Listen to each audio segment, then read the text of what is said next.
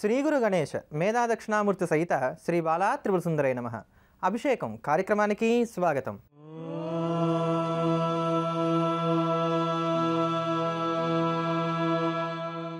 లక్ష్మీర్ దివ్యైర్ గజేంద్రైర్ మణిగణ గచితై స్నాపితా హేమకుంభైః నిత్యం సా పద్మహస్త మమ వసతు గృహే సర్వమాంగళ్యయుక్త.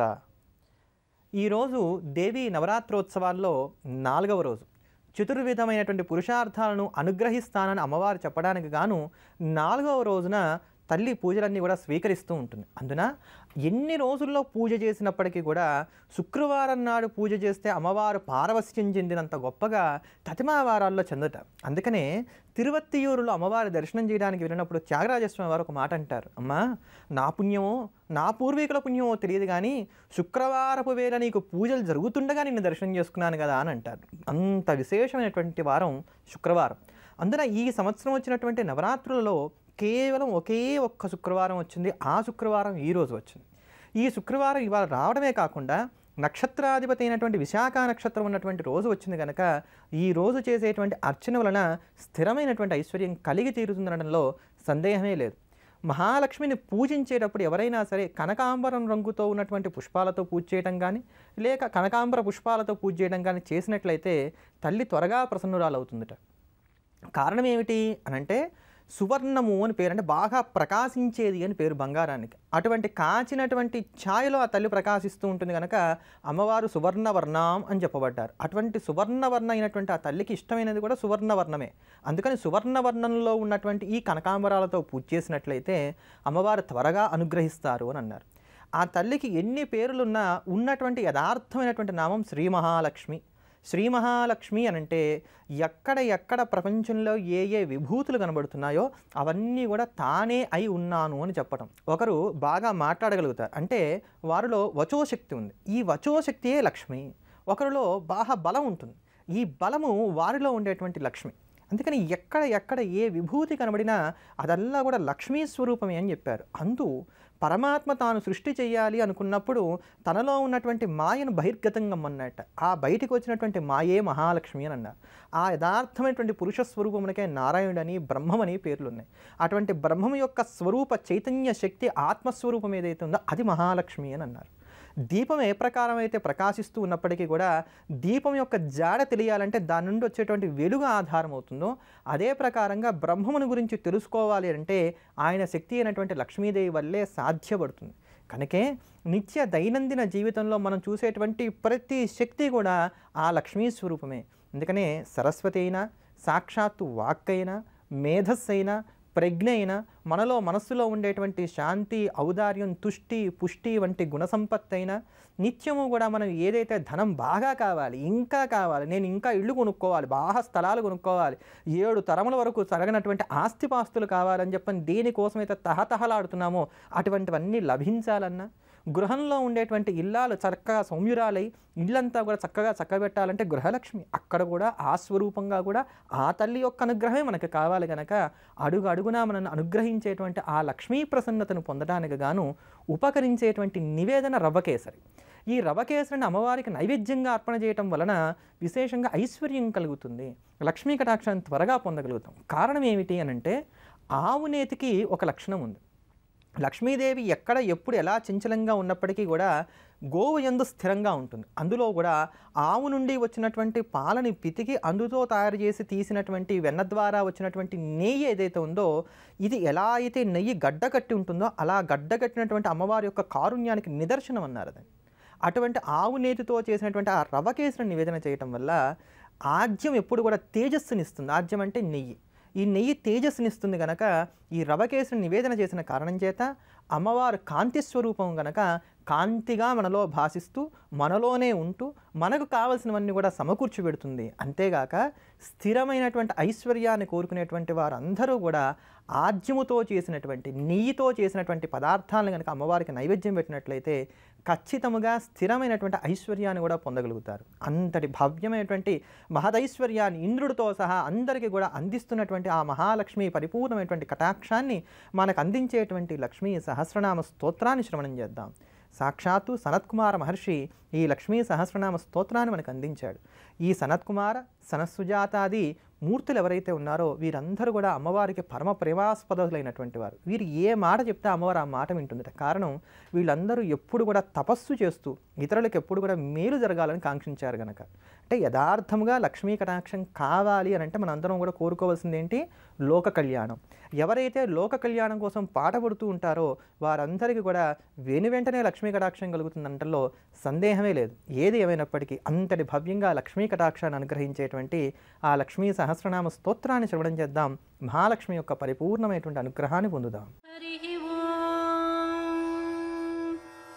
నిత్యాగతానం తనిత్యానం దినే జనరంజనే నిత్యప్రకాశినీ చైవ స్వప్రకాశస్వరూపిణీ మహాలక్ష్మీర్మహాకాళీ మహాకన్యా సరస్వతి భోగవైభవసంధాత్రీ భక్తానుగ్రహకారిణీ ఈశావాస్య మహామాయా మహాదేవి మహేశ్వరీ హృల్లేఖా పరమాశక్తిర్మాతృకా బీజరూపిణే నిత్యానంద నిత్యబోధ నాదినీ జనమోదినీ సత్యప్రత్యయనీ చైవ స్వప్రకాశాత్మరూపిణే త్రిపురా భైరవీ విద్యా హంసా వాగీశ్వరీ శివ వాగ్దేవీ చ మహారాత్రి కాళరాత్రిస్త్రిలోచనీ భద్రకాళీ कराळी च महाकाళీ తిలోత్తమా కాళీ कराळवक्त्रान्ता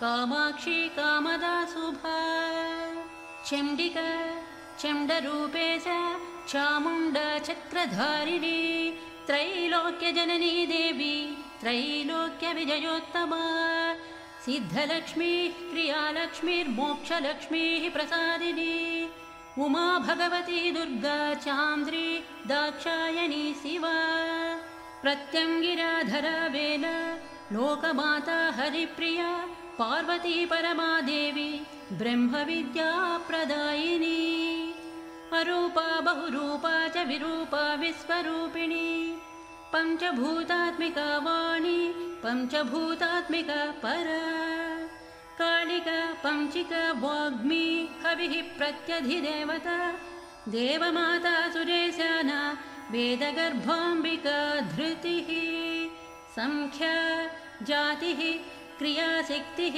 प्रकृतिर्मोहिनी मही यज्ञविद्या महाविद्या गुह्यविद्या विभावरी ज्योतिष्मती महामाता सर्वमन्त्रफलप्रदा दारिद्र्यध्वंसिनी देवी हृदयग्रन्थिभेदिनी. దేవి నవరాత్రులను పురస్కరించుకొని అమ్మవారిని కుమారి స్వరూపంగా ఆరాధన చేయడం వల్ల కలిగేటువంటి ఫలితాల గురించి తెలుసుకుంటున్నాం కదా. ఆ క్రమంలో 5 సంవత్సరముల వయస్సు కలిగినటువంటి కన్యను పూజ చేయడం వల్ల కలిగేటువంటి ఫలితాన్ని గురించి తెలుసుకుందాం. 5 ఏళ్ల వయసులో ఉండేటువంటి బాలికకు రోహిణి అనేటువంటి పేరు ఉంటుంది. అంటే 5 ఏళ్ల వయసులో ఉన్నటువంటి వారు ఎవరైనప్పటికీ కూడా రోహిణీ కళతో భాసిస్తూ ఉంటారు. ఈ రోహిణీ కళ చాలా విశేషమైనటువంటిది. ఓ రోహిణి అంటే ఎవరికి ఇష్టం? చంద్రుడికి బాగా ఇష్టం. ఒక రకంగా అర్థం చేసుకోవడానికి ఇలా కూడా చెప్పుకోవచ్చు. చంద్రుడిలో ఉండేటువంటిది ఏమిటి? అమృతం.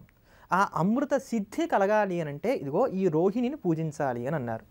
ఓం రోహిణ్యై నమః అనేటువంటి నామంతో అమ్మవారికి సమస్తమైనటువంటి ఉపచారాలు కూడా అర్పణ చేసి పూజించినట్లయితే కనుక ఎటువంటి అనారోగ్య బాధలు ఉన్నా కూడా అవి నిదానించడానికి గాను ఆస్కారం ఏర్పడుతుంది. అందుకని రోగనాశనాన్ని కోరుకునేటువంటి వారు ఎవరైనప్పటికీ కూడా 5 సంవత్సరముల వయసు కలిగినటువంటి రోహిణిని పూజించాలి అని అన్నారు. అంటే ఇవాళే చెయ్యాలా అంటే ఇవాళ చేస్తే ఉత్తమం.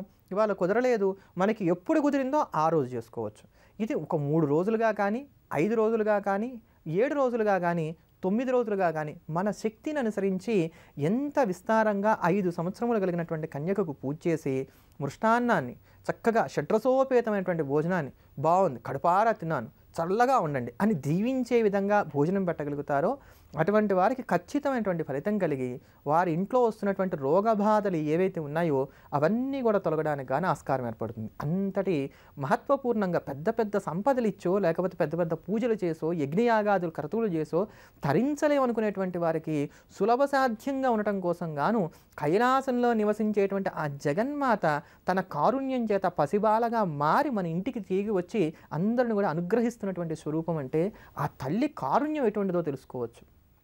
తండ్రి దండించేటువంటి గుణం కలిగినటువంటి వాడైతే తల్లి నవనీతం కన్నా వెన్న కన్నా మెత్తనైనటువంటి మనస్సు కలిగింది అనటానికి ఇంతకన్నా గొప్ప నిదర్శనాలు అక్కర్లేదు. అటువంటి రోహిణిని పూజిద్దాం, రోగనాశనాన్ని పొందుదాం.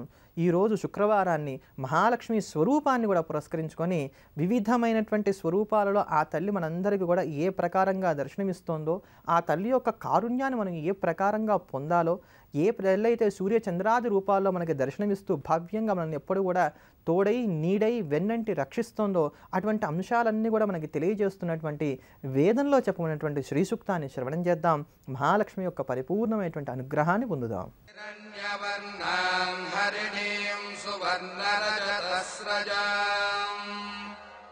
చంద్రాం హిరణ్మయీం లక్ష్మీం జాతవేదో మమావహ తాం మహావహ జాతవేదో లక్ష్మీమనపగామినీం యస్యాం హిరణ్యం విందేయంగామశ్వం పురుషానహం అశ్వపూర్వాం రథమధ్యాం హస్తినాథప్రబోధినీం శ్రియం దేవీముపక్వయే శ్రీర్మా దేవీ జుషతాం కాంసోస్మితాం హిరణ్యప్రాకారమార్ద్రాం జ్వలంతీం తృప్తాం తర్పయంతీం పద్మే స్థితాం పద్మవర్ణాంతామిహోపక్వయే శ్రియం చంద్రాం ప్రభాసాం యశసా జ్వలంతీం శ్రియం లోకే దేవజుష్టాముదారాం తాం పద్మినీమీం శరణమహం ప్రపద్యే లక్ష్మీర్మే నశ్యతాం త్వాం వృణే ఆదిత్యవర్ణే తపసోధిజాతో వనస్పతిస్తవ వృక్షోऽथ బిల్వః తస్య ఫలాని తపసానుదంతు మాయాంతరాయాశ్చ బాహ్యా అలక్ష్మీః ఉపైతు మాం దేవసఖః కీర్తిశ్చ మణినా సహ. ప్రతి మనిషి కూడా కోరుకునేటువంటి ఐశ్వర్యములు 8 విధములుగా ఉంటాయి. అదే ప్రకారంగా ప్రతి మనిషి కూడా అనుభవించేటువంటి దరిద్రాలు కూడా 8 రకాలుగా ఉంటాయి. అందుకనే అష్టైశ్వర్యములు అష్టదరిద్రములు అని చెప్పని వ్యవహారంలో చెప్తూ ఉంటారు. వీటిల్లో దాసీజనం లేకపోవడం అనేది ఒక దరిద్రంట. ఇట్లా ఏవైతే దరిద్రాలు వస్తూ ఉంటాయి ఇటువంటి దోషాలన్నీ కూడా తీసివేసి సమస్తమైనటువంటి మంగళాలకు చేకూర్చేటువంటి సంతాన స్వరూపంగా, గ్రహ స్వరూపంగా, ధన సమృద్ధి స్వరూపంగా, ఐశ్వర్య స్వరూపంగా వివిధమైనటువంటి 8 ముఖ్యమైనటువంటి స్వరూపాలుగా అమ్మవారి యొక్క దర్శన భాగ్యాన్ని మనం పొందుతూ అమ్మవారిని చూసేటువంటి చూపులకే అష్టలక్ష్మీ స్వరూపములు అనేటువంటి పేరుంది. ఈ అష్టలక్ష్మీ స్వరూపాన్ని ఆరాధన చేయడానికి గాను సులభ సాధ్యంగా మనకు అనుగ్రహింపబడినటువంటి స్తోత్రమే అష్టలక్ష్మీ స్తోత్రం. ఈ అష్టలక్ష్మీ స్తోత్రంలో ప్రతి చరణానికి కూడా చివరలో జయ జయ హే మధుసూదన కామిని ధాన్యలక్ష్మి సదా పాలయమావను లేక ధనలక్ష్మి సదా పాలయమావను వస్తుంది. మధుసూదన కామిని అన్నది మాత్రం మారదు. ఇది చాలా విశేషమైనటువంటిది. కారణం ఏమిటంటే మధువు అంటే కోరిక. తేనె ఎంత తీయగా ఉంటుందో మనస్సులో చిగురించేటువంటి కోరికలు కూడా అంతే తీయగా ఉంటాయి. కోరికలు కనుక అదుపులో పెట్టుకోలేకపోతే అవి విజృంభించి మనల్ని నాశనం చేయడానికి సమాయత్తమవుతాయి. అటువంటి సందర్భంలో ఆ మధు అనబడేటువంటి రాక్షసుని సంహరించి మనల్ని రక్షించినటువంటి వాడు మహావిష్ణువు కనుక మహావిష్ణువుకు ఉన్నటువంటి పేరు మధుసూదనుడు. అటువంటి మధుసూదనుడి యొక్క భార్య అయినటువంటి ఓ తల్లి నీకు నమస్కారము అంటానికి కారణం ఏంటి? మా మనస్సుల్లో కలిగేటువంటి చెడ్డ తలంపులు ఏవైతే ఉన్నాయో అవన్నీ కూడా ఎప్పటికప్పుడు త్రుంచివేసి మాలో ఎప్పుడు కూడా సత్యసంధతకు సంబంధించినటువంటి కోరికలను మాత్రమే వృద్ధి చెయ్యి. మాకు ధనం కావాలి. ఎటువంటి ధనం కావాలి? వేద సమ్మతమైనటువంటి ధనం కావాలి. మాకు ధాన్యం కావాలి. ఎటువంటి ధాన్యం కావాలి? కేవలం మా కడుపుకు మేము తినేటువంటి అన్నం కాదు, మా ఇంటికి వచ్చిన వారందరూ కూడా చక్కగా ఆతిథ్యం ఇవ్వగలగాలి. అటువంటి ధాన్య సంపద కావాలి. ఈ ప్రకారంగా ఎక్కడ ఏ ఏ విభూతులు ఉన్నాయో అవన్నీ కూడా ధర్మ సంబంధమైనవిగా మాకు రావాలి అని చెప్పని అమ్మవారిని వేడుకోవటమే అష్టలక్ష్మీ స్తోత్రంలో ఉన్నటువంటి పరమార్థం. అంతటి భవ్యమైనటువంటి ఆ స్తోత్రాన్ని శ్రవణం చేద్దాం. అమ్మవారి యొక్క పరిపూర్ణమైనటువంటి అనుగ్రహాన్ని పొందుదాం. సుందరి మాధవి చంద్ర సహోదరి హేమమయే మునిగణ మండిత మోక్షప్రదాయిని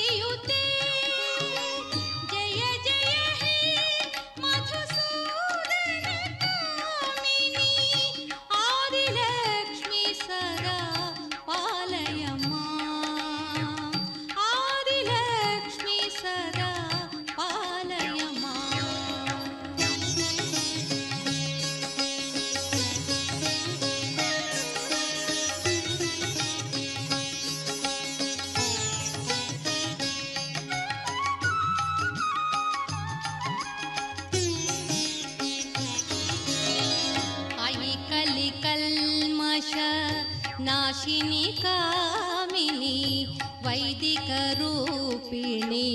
वेदमये क्षीरसमुद्भव मङ्गलरूपिणी मन्त्रनिवासिनी मन्त्रनुते मङ्गलदायिनी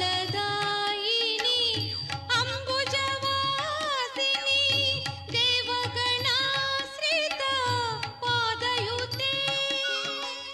శంకర భగవత్పాదాచార్యుల వారు అనుగ్రహించినటువంటి సౌందర్యలహరి స్తోత్ర వైశిష్ట్యాన్ని మనం తెలుసుకుంటున్నాం కదా.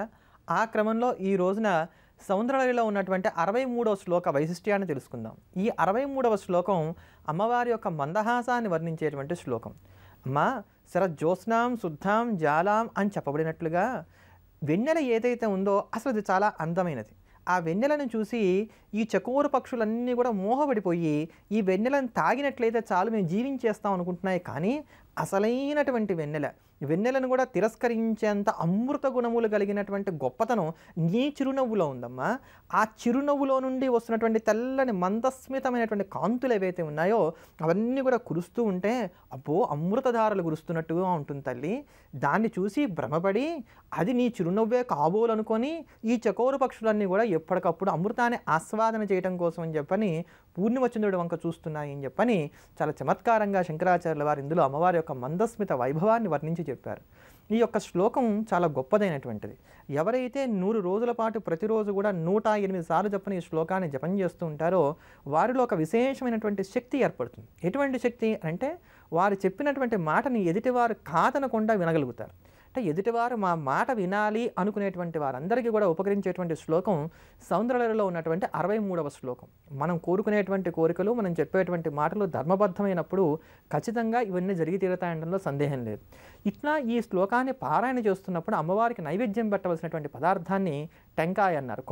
కొబ్బరికాయ కొట్టి చక్కగా ఆ కొబ్బరికాయ ముక్కల్ని అమ్మవారికి నైవేద్యంగా పెట్టి వాటిని స్వీకరిస్తూ రోజు కూడా ఈ శ్లోకాన్ని పారాయణ చేస్తూ వచ్చినట్లయితే మన మాటను 10గురు గౌరవించడానికి గాను ఆస్కారం ఏర్పడుతుంది. అంతటి భవ్యమైనటువంటి ఆ శ్లోకరత్నాన్ని శ్రవణం చేద్దాం, లలితా కటాక్షాన్ని పొందుదాం. శ్రీవజ్యోత్స్నాజాలం తవ వదన చంద్రస్య పిబతా చకోరాణామాసీదతిరసతయా చంచుజడిమా తతస్తే సీతాం సోరమృతలహరీ మామ్లరుచయః పిబంతి స్వచ్ఛందం నిసి నిసి భృశం కాంజికధియా.